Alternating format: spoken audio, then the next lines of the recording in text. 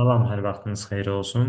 2025-ci il müəllimlərin işə qəbulu üzrə keçirilən imtahanda düşən bir sualımızın izahını verməyə çalışacağam.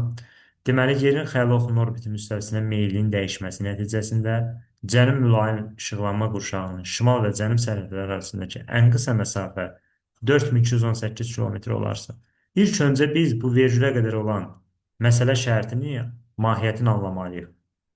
Normal qaydada cənub mülayim işıqlanma qurşağının cənub və şimal sərhədləri bunlar hesab olunur. Yəni cənub yarımkürəsində baxırıq. ə, Cənub sərhədi 66,5 dərəcə cənub enliyi, şimal sərhədi isə 23,5 dərəcə cənub enliyi hesab olunacaq. Və normal qayda ilə yerin xəyali oxunun orbit müstəvisinə meyilliyi 66,5 dərəcədir və biz 90-dan da 66,5 dərəcəni çıxanda 23,5, yəni tropikin uzunluğunu, yəni tropikin paralel ölçüsünü alırıq. Normal qayda ilə bunlar arasındakı dərəcə fərqini tapaq. 66,5, 23,5. Fərq nə qədərdir? Fərq 43 dərəcədir. 43-ü 111-ə vuranda 4778 kilometr edir. Bu hazırki vəziyyətdir. Amma bizə deyir ki, dəyişməsi nəticəsində, yəni dəyişərsə 4218 olar.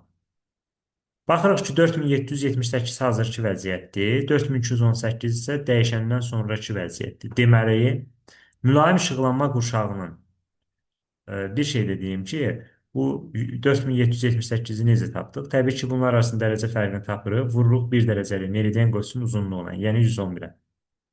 Edəcək bu.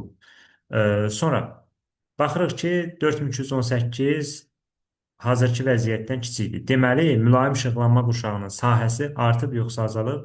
Təbii ki, azalıb. Azalıbsa, biz 0 dərəcəni çəkək, cənub tropikin çəkək, bir də cənub qütb dairəsini çəkək. Bunların dərəcə ölçüsünü bilmirik. İndi hesablayacaq. Necə? 43 dərəcədən çıxacaq 38 dərəcənin. Yerdə neçə dərəcə qalacaq? 5 dərəcə. Yəni, hazırki vəziyyətdə, daha doğrusu normal vəziyyətdən çıxırıq dəyişəndən sonraki vəziyyət, yəni 38 dərəcə aldıqda 4218-i biz bölərik 111-ə, düşəcək 38 dərəcə. Yəni, cənub mülayim işıqlanma qurşağının şimal və cənub sərhədləri arasındakı məsafə 38 dərəcədir. 43-dən 38-ni çıxarıq, yerdə qalar 5. 5-i də 2,5-ə böləcək. Üzr istəyirəm, 5-i 2 yerə böləcək, düşəcək 2,5. Bunlar qarışdı biraz. Deməli, 5-i deməli, buraya yazaq 5. 5-i də böləcək 2 yerə. 2,5. Niyə böləcək? İndi deyəcəm. Deməli, mülayim işıqlanma qurşağının sahəsi azalanda tropik işıqlanma qurşağının sahəsi artır yoxsa azalır? Yəni, mülayim işıqlanma qurşağının sahəsi azalır, 4218 olub da. O zaman tropik işıqlanma qurşağının sahəsi artır yoxsa azalır? Təbii ki, artır. Normal qaydada neçə dərəcə idi? 23,5. Artırsa tropikin sahəsi. Deməli, 23,5-in üzərinə 2,5 gələcəm yoxsa çıxacam? Təbii ki, gələcəm. 23,5-in üzərinə 2,5 gələndə edəcək 26 dərəcə.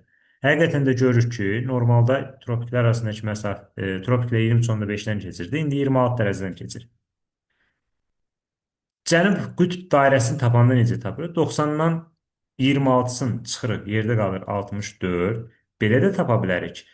Axı dedik, mülayim işıqlanma qurşağının sahəsi azalanda tropiklərin sahəsi artır, eyni zamanda qütblərin də sahəsi artacaq. Yəni, bu şərtdir. Qütblərin sahəsi artanda da təbii ki, 66,5-in üzərinə 2,5 gələ bilmərəm. O zaman qütbün sahəsi azalacaq. Amma 66,5-dən 2,5 çıxsam, qütbün sahəsi artar. O zaman 64 olacaq. Yəni 66,5-dən 2,5 çıxanda 64 olacaq. Yəni biz cənub mülayim işıqlanma qurşağının sərhədlərini tapdıq. İstər cənubun 64, şimal sərhədi isə 26. Bura kimi həll elədik. Sonra davam edirik ki, cənub qütbü ilə cənub qütb dairəsi arasındakı ən qısa məsafəni hesablayın. Yəni cənub qütbü 90 dərəcədir. Bu həmişə belə olacaq. Yəni istər Meyillik nə qədər dəyişir, dəyişsin də. Təbii ki, şərtidir bu. Dəyişməsi nəticəsində versələr, yəni yenə də biz 90 dərəcə qütblər, o heç. Ə, Cənub sərhədi ilə deyir ki, Cənub qütbü ilə Cənub qütb dairəsi arasındakı ən qısa məsafəni hesablayın. Cənub qütbü 90-dır. Cənub qütb dairəsi neçə oldu? 60-dır. 90-dan 64-ünü çıxırıq. 26. 26-nı da vuracaq neçəyə? 1 dərəcəyə. Meridian qövsünün uzunluğuna. O da edəcək 2228 kilometr. Bu qədər.